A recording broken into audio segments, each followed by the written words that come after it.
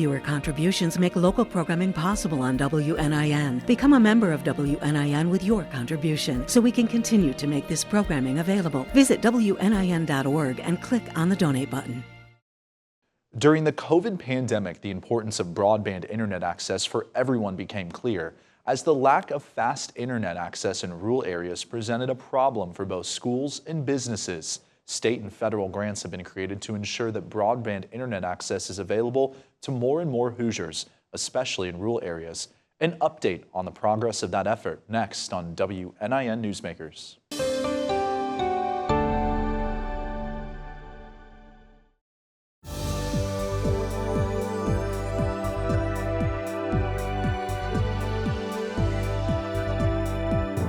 Welcome to WNIN Newsmakers. I'm Noah Alatza, Chief Communications Officer for the University of Evansville. This past Monday, Indiana Governor Mike Braun attended a forum in his hometown of Jasper to discuss the progress of broadband internet expansion into the underserved areas of the state. Here are a few of his comments. In the current generation, it's a necessity to have high-speed internet, and yes, into every nook and cranny. There's going to be so many applications to increase productivity, and it's across the entire spectrum of industry. Education, we had a little escapade called COVID where we were really getting confused about how to educate. Well, there was one point in time where the healthcare experts said it can only be done virtually. Well, you had parents maybe driving up to find a hotspot. They certainly didn't have it in their home.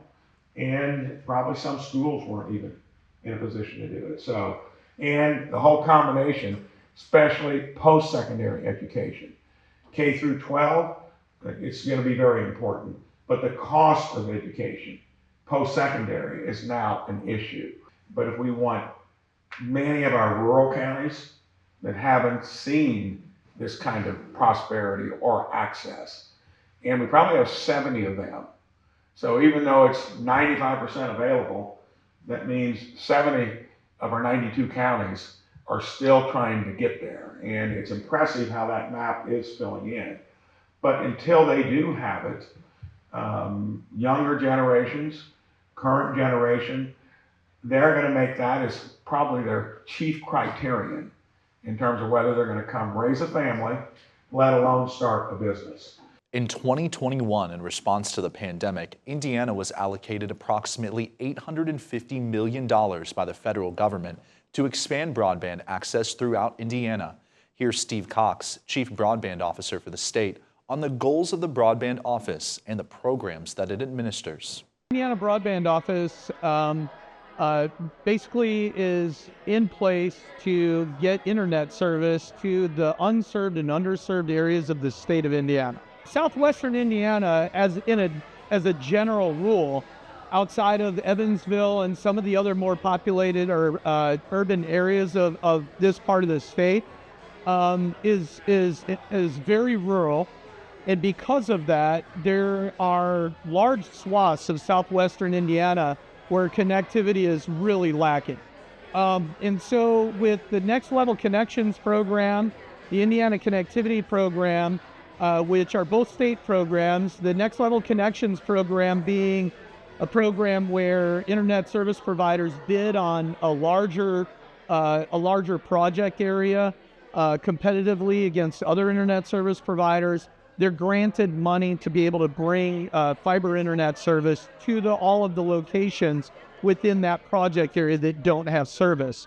The Indiana Connectivity Program is not a typical internet service program. Basically, what it does is it gives citizens that live in really remote locations who are not on any list to be able to get connectivity anytime soon. It gives them the ability to submit their address to be bid on by internet service providers, and then the state, if they bid on those, the state subsidizes getting service to those homes. So the homes that actually receive service through that program otherwise would never get service without that program being in place. And we've connected somewhere in the ballpark of 2,000 to 3,000 homes in the state since the inception of that program.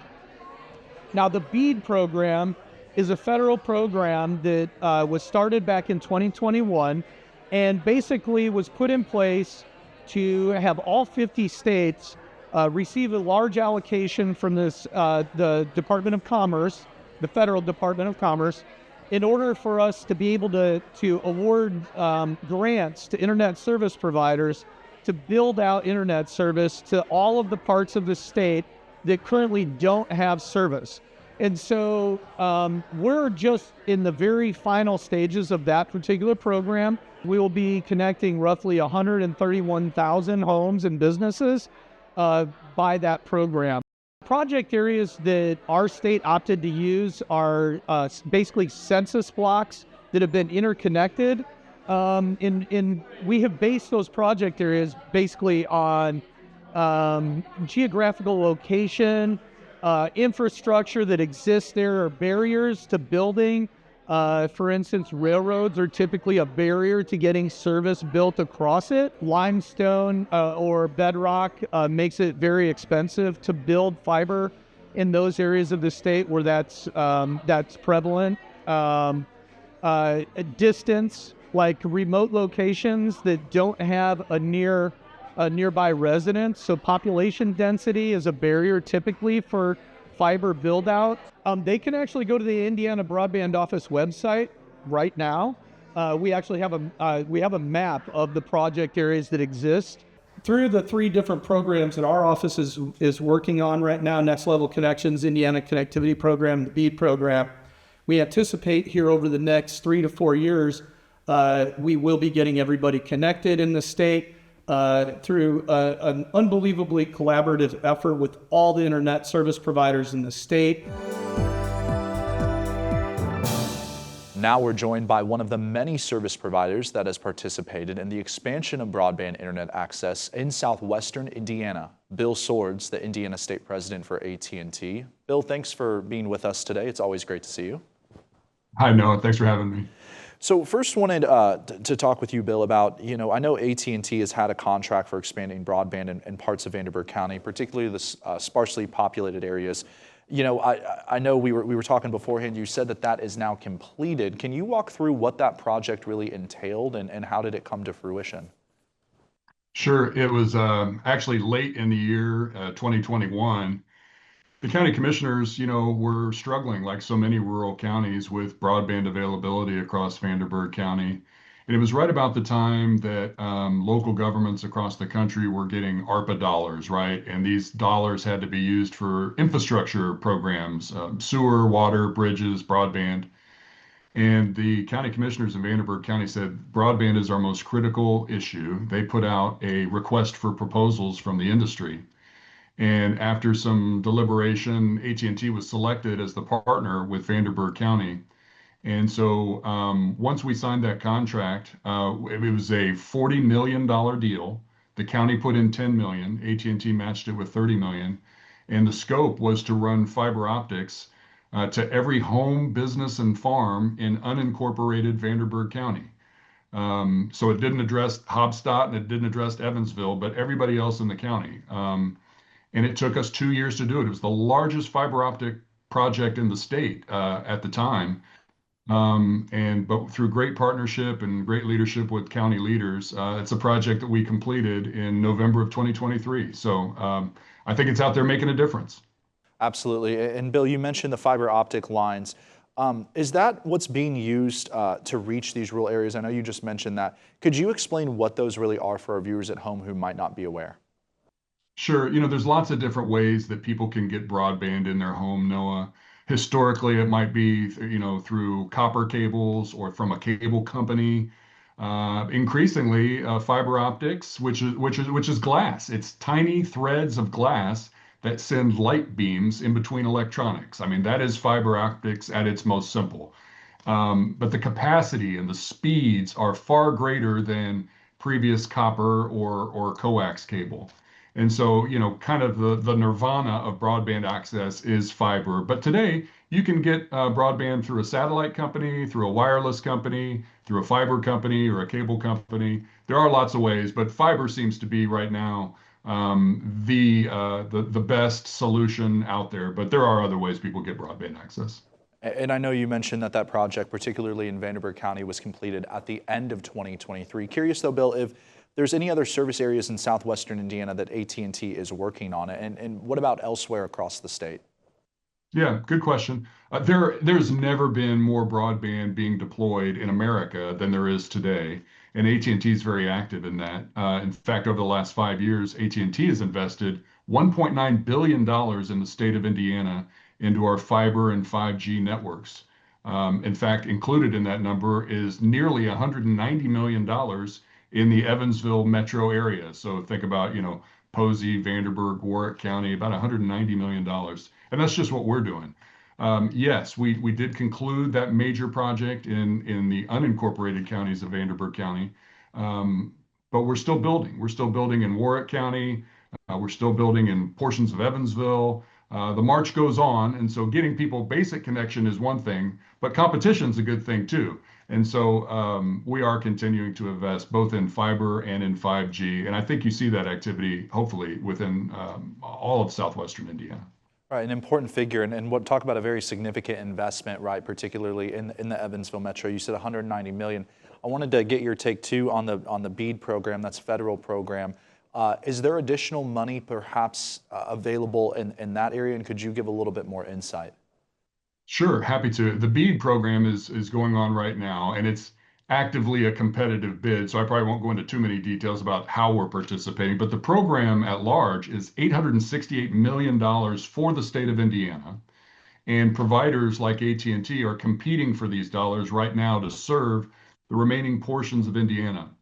And what I mean by that is, according to the FCC, NOAA, there's about 35,000 homes and farms in Indiana that don't have adequate broadband today. I mean, the good news in that study is that 93% of Hoosiers now have adequate broadband. The challenge there is there's still 35,000 of our colleagues and our neighbors that don't. And so this competitive process will choose providers with a small subsidy from the state to try to get to those remaining Hoosiers who still lack basic internet connectivity.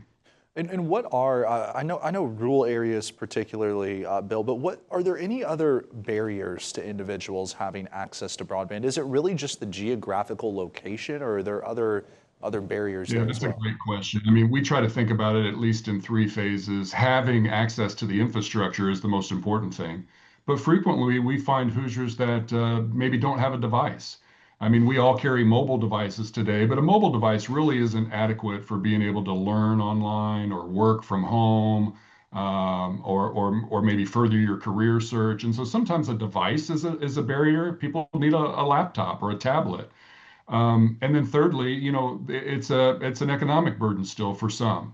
The cost of broadband, I think has stayed in check and really hasn't changed dramatically, although our speed requirements as individuals have changed.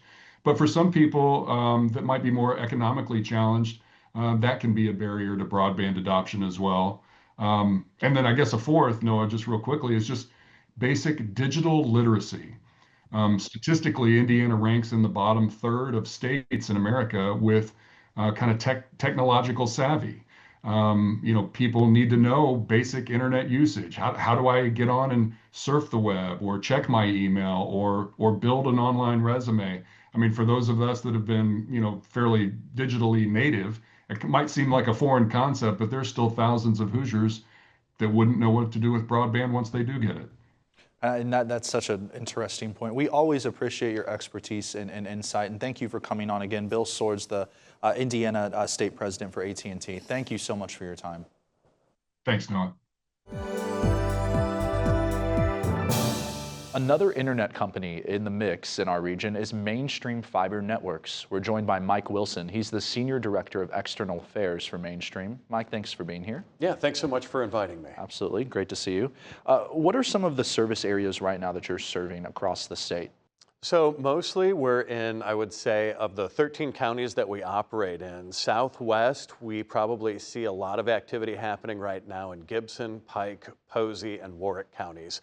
our big counties in this area. And are you particularly focused on a certain, demographic, geographic county, particularly the rural counties, I'm thinking, or what are you really focused on? Does it depend? Yeah, so our focus is unserved and underserved residents. So those would be people in outlying areas. So yes, we do connect a lot of towns, but the outlying areas are the things that we've really focused on and always have since the founding of our company about 10 years ago plus. So when we started in Brown County, Indiana. So we're all good Hoosiers and just trying to really fill that need that helps these unserved and underserved residents get connected.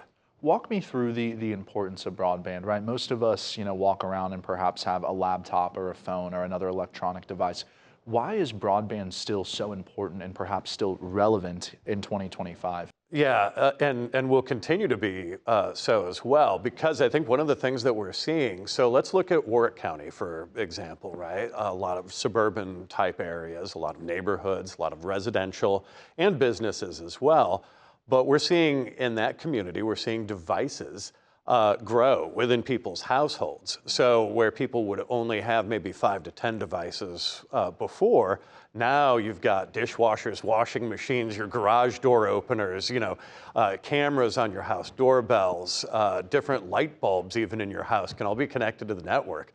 Not to even mention if you've got kids, and then you've got gaming, and then you've got e-learning. So there's a lot to it. And so the appetite continues to grow. So I would say for a primary example from the residential aspect, you're seeing the growth within the home. And I would say when you look at rural communities, you've got a total lack of connectivity in some cases for just some very basic needs. Telemedicine, e-learning, another thing that a lot of residents were struggling to get. But then of course there's just having that basic connectivity of, can I talk to my relatives from, farther away, or can I have these conversations, or can I play video games with my brother who lives, across the state, or whatever. So there's a lot of different uses for this. And so there's a pragmatic impact, and then there's an emotional impact as well. And I think one of the things that we do very well is understand the entirety of that situation and are able to package things up for our customers for both business and residential. And I wanted to dig in a little bit deeper too on that emotional impact, something a lot of people perhaps don't necessarily think about when it comes to broadband. How could this really go a little bit deeper, and impact perhaps individuals' livelihoods or their overall sense of well-being? Yeah, definitely. I think a lot of times I talk to our tech ops team quite often, and these are the people that are installing in people's homes. And they have some incredible stories of people being able, there was actually a story just about a month ago or so that one of our techs was conveying to me. And he said, yeah, I actually got a hug today from a woman who hadn't been able to talk to her daughter face to face in a long time. We gave her service, and she was actually able to pull her daughter up on her television and cast it to her TV and have a discussion with her daughter on her smart TV, which she'd never been able to do before. Tears streaming down her face, and she was just so happy. So you see that, and you can't help but be energized by it when you're out there in a rural environment and you see the impact it has on people. Again, not just on finances and being able to keep track of things and all the important things that we do for business and work, but also the emotional aspect of what it means for the heart in these rural communities. Right, and it's something oftentimes people just don't think about. When you hear broadband, we're not thinking about, right, the mom that's able to see her daughter now, or the student that's now able to access materials online and learn that way. So I appreciate you sharing that. I'm curious too, and I know you have so many different projects going on. We talk about a timeline, but generally speaking, depending on the project, is there like a specific timeline that it would take you to do, let's say, one neighborhood at a time, or is it not that definite, perhaps? Right. It's not because there's a lot in the process, right? So like in this area, there's a lot of trees. There's a lot of bedrock that we could find too. So all of these things, if there's railroad tracks that we have to cross, that's another issue that we might have to try and get a permit for, and then it takes a long time sometimes. So there's different things that we have to work around with different projects, and so it's hard to pinpoint a time to say this is how long it takes from from this point to that, from construction to completion. But what I would say is right now, currently, we do have projects that we're wrapping up in Posey County, for example, and the commissioners in Posey County have been incredibly helpful and super dedicated to serving the unserved and underserved there. So they're helping us to identify areas that maybe they need some connectivity here, and we can get those projects moving and greenlit. And I'd say a lot of it also does have to do with that partnership. When you're working with the county commissioners and you're working with these elected officials, and those elected officials are very much in tune with what's happening with the telecommunications business, with building tech infrastructure, it's going to be so much better for the community because the build is just a more thoughtful one. It's our engineers working with their engineers to really find some good solutions for people and maybe even reach more areas because we're working so closely together. What do you tell people at home watching right now who might still be struggling with that access? They're maybe watching us on their television. Who do they reach out to? Like, is it their elected officials? Is it your company? What are their steps to take? So and that all depends on the footprint because there have been some very successful programs in Indiana. Next Level Connections, started by Governor Eric Holcomb and Congresswoman Houchin, who was a state senator at the time, actually working on that legislation as well. She's been incredibly helpful and tuned in with broadband and the issues there and has been for a long time. Moving that forward, what we end up seeing is a very aggressive form of growth with these programs because we were able to find NLC partnerships and then start working around in some of those areas that were nearby maybe, but then couldn't get service. Now there's a new federal program called BEAD, which is about to be released. So this is a rural broadband initiative that's federally funded, so it's unlike Next Level Connections. So the dollars come from the federal government, but the state is still identifying the parameters around that program. And so that we should have some information on that very soon. Great. In terms of where this rural broadband funding will end up, where it goes and who it ends up going to. Great. We will stay tuned. Always great to hear your insight and expertise. Mike Wilson, the Senior Director of External Affairs for Mainstream. Thanks so much for being here. Yeah, thank you. Thank you. Internet service provider Spectrum hosted Monday's event with Governor Braun. Here's Heather Day, Area Vice President of Field Operations for Spectrum, on their progress of expanding broadband access in Indiana. Well, out of the 92 counties of Indiana, Spectrum really focuses Indianapolis and further south. But this whole expansion has really broadened counties we didn't service before, which has been fantastic.